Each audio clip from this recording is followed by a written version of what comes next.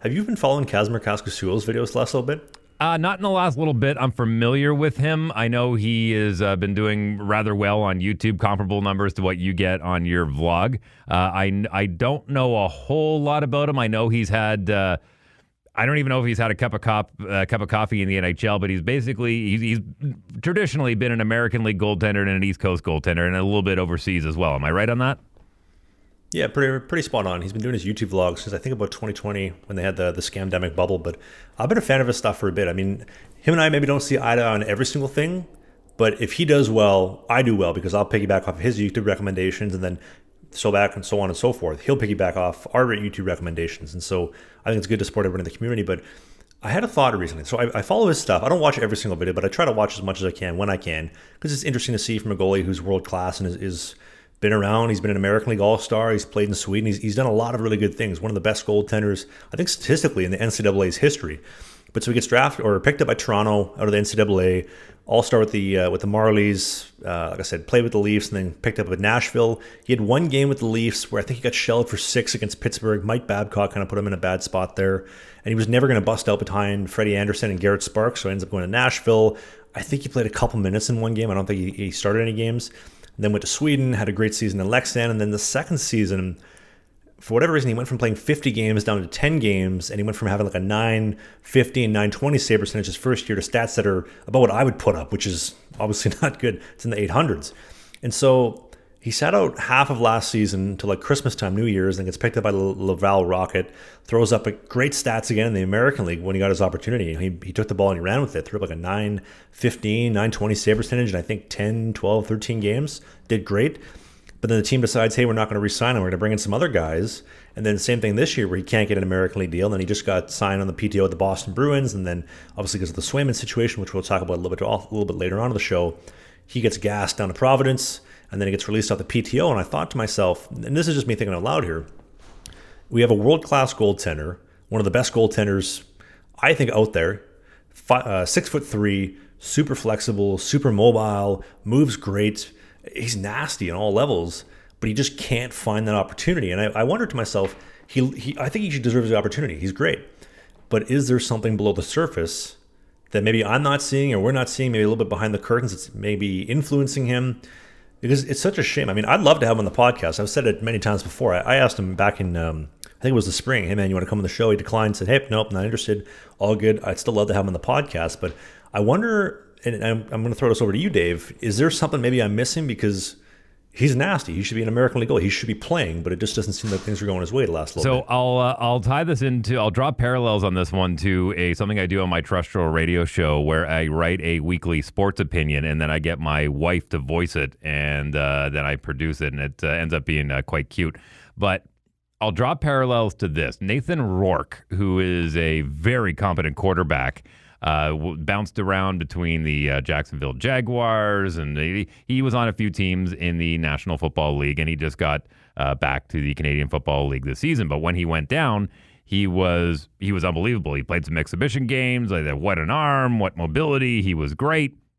But then he got into a situation where he was getting close to his limit as far as games played in the National Football League, where if you play X amount of games, then you are owed a pension by the National Football League, whether that be a full pension or a partial pension.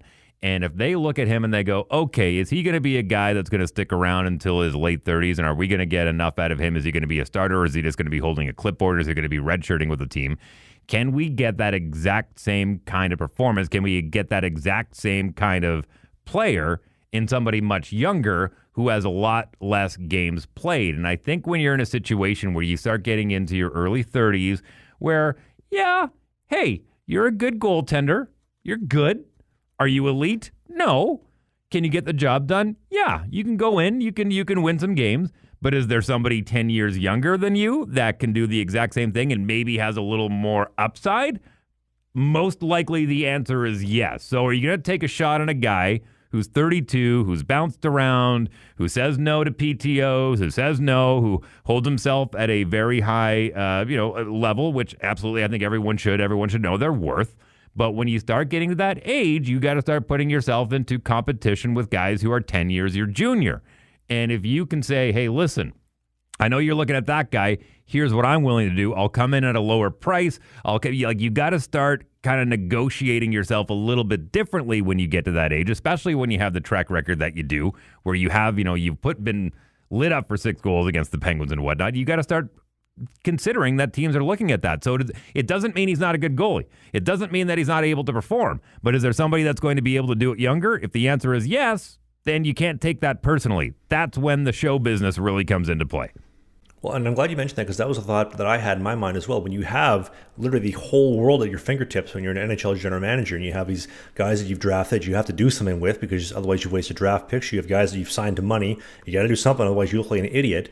And then you have Kasimir in this situation, who's doing his YouTube videos, who, if I'm a general manager, I'm probably part of an old boys club, and I would say, well, that is a little bit different. The other guys don't do that. And I'll use the analogy of, if let's say like I'm seeing 4 different girls and they're all fantastic women. One's a little bit taller, one's a little bit shorter, one's a blonde, one's a brunette, but she talks to her ex-boyfriend from 3 years ago. Doesn't matter how great she is, I'm going to go with the other 3 over the 4th any day of the week. So, and I know from my personal experience in my neck of the woods, in the Fed and whatnot, I have the ability to make an influence financially to actually help teams, help them make a lot more money than if I wasn't there. But I've still had quite a bit of pushback from owners, from management, about doing everything that I've been doing. I mean, even just to tell my story of Pro Hockey on the Vlog, and especially here in this podcast, has been a real pain in the ass with all the hoops we had to jump through.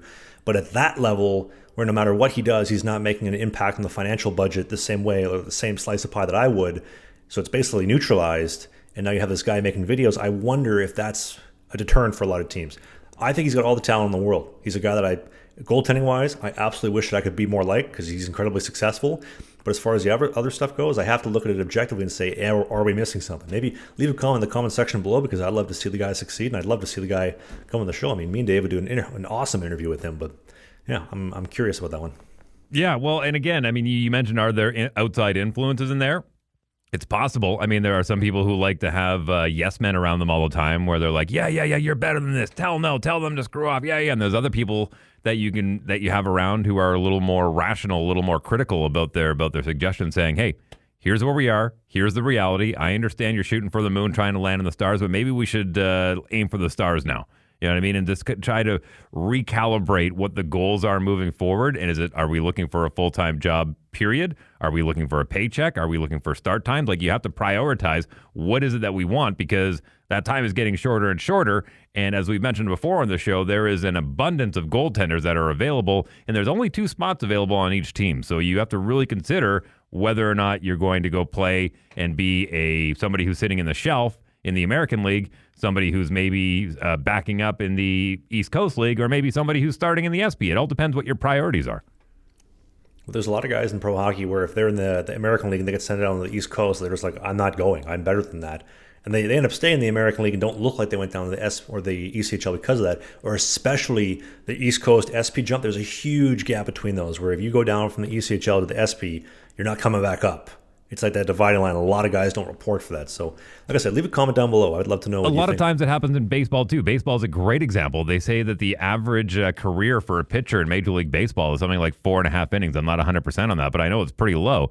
And it's the old adage of, what have you done for me lately? And there's a lot of guys who realize, saying, hey, you know what? I had my cup of coffee. I've got that Major League Baseball experience. Now I'm going to take that and I'm going to go down and maybe hopefully play AAA. Maybe I'll go play in Mexico. Maybe I'll go play in Cuba and see if I can stretch out playing baseball for as long as humanly possible before I got to go get a real job. And there's some guys who realize that and probably end up putting a lot more money in their pockets than the person who kind of crosses their arms and goes, nope, it's major leagues or nothing. Well, then you're probably going to be delivering for UPS sooner than later. It's funny, the UPS truck literally just drove by my window right here. Hey, if you enjoyed this video, hit the subscribe button. We do a new podcast every single Sunday during the season called Sling the Biscuit. It is a non-mainstream hockey podcast, so we talk about my hockey career, the minor pros, Spain, the Fed, you name it, all the stuff that you won't hear in the mainstream news. Music, pop culture, politics, a little bit. Thanks for watching this video, and we'll see you soon.